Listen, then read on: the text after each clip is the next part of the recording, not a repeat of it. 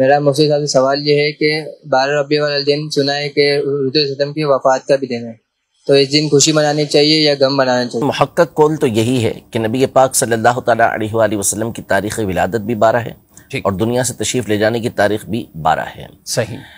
ہمیں اس بات کا حکم نبی پاک صلی اللہ علیہ وسلم کی شریعت کے اندر ہے کہ ہم نے جس کا انتقال ہوا اس کے لیے 3 دن سے زیادہ سوگ نہیں منانا۔ نبی پاک صلی اللہ علیہ وسلم کی واضح اور صحیح حدیث مبارکہ موجود ہے، صرف اس عورت کے لیے 4 مہینے 10 دن عدت کا حکم دیا، سوگ کا حکم دیا جس کے شوہر کا انتقال ہوا ہو۔ ٹھیک ہے۔ اس کی بھی جو لمٹ ہے وہ اگر حاملہ نہیں ہے تو 4 مہینے 10 دن پر پوری ہو جاتی ہے، اس سے زیادہ سوگ منانے کی، غم منانے کی کسی کو اجازت نہیں ہے۔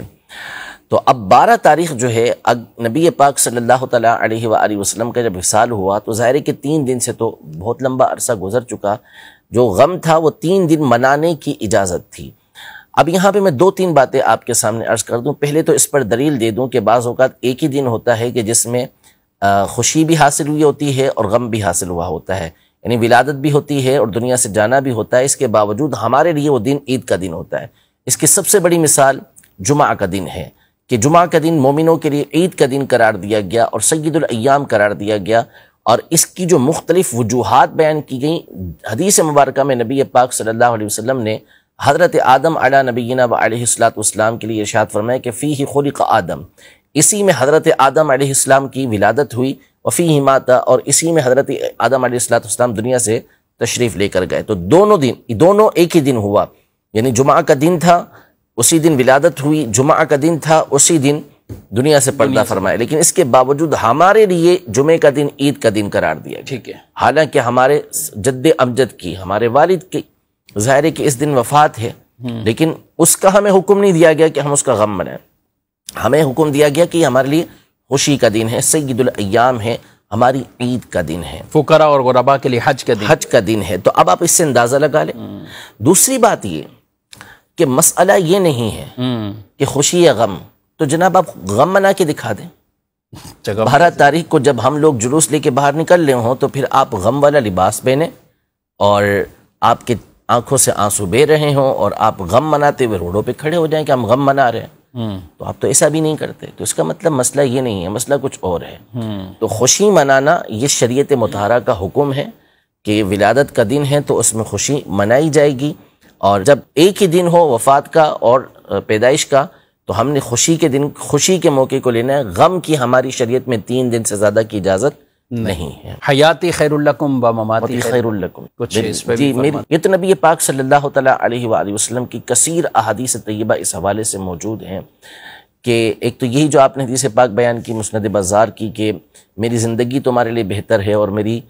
دنیا سے رخصتی بھی تمہارے لیے بہتر ہے۔ زندگی اس لیے بہتر ہے کہ تم سوال کرتے ہو، پوچھتے ہو تو میں تمہیں جواب دیتا ہوں۔ دنیا سے پردہ فرما جانا اس لیے بہتر ہے کہ تمہارے اعمال مجھ پر پیش کیے جائیں گے، تو جب تمہارے اعمال پیش ہوں گے اچھے ہوں گے تو میں خوش ہوں گا، اور جس کے اندر برائی ہوگی تو اس کے لیے میں اللہ کی بارگاہ میں استغفار کروں گا۔ یہ حدیث پاک کا خلاصہ ہے۔ دوسرا صحیح مسلم شریف کی حدیث مبارکہ ہے کہ نبی پاک صلی اللہ علیہ وسلم نے ارشاد فرمایا